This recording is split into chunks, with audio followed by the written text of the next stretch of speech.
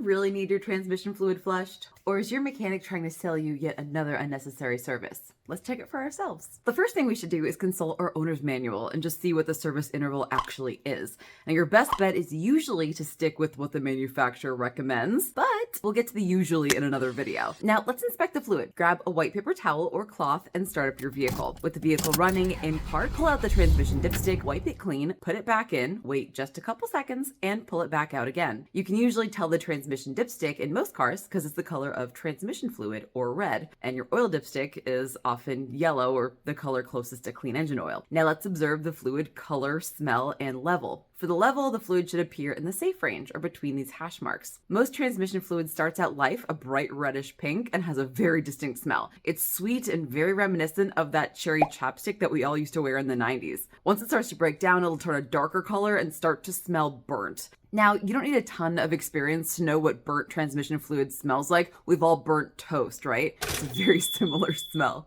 Once that burnt toast smell starts to overwhelm that sweet cherry chapstick smell, and you've got sort of a darker color to that fluid rather than that nice reddish pinkish color, pair that with a service interval being due by mileage, and chances are you do need a transmission service.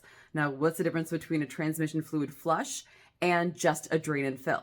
Well, that is a topic for another video, so stay tuned. Hope this helped.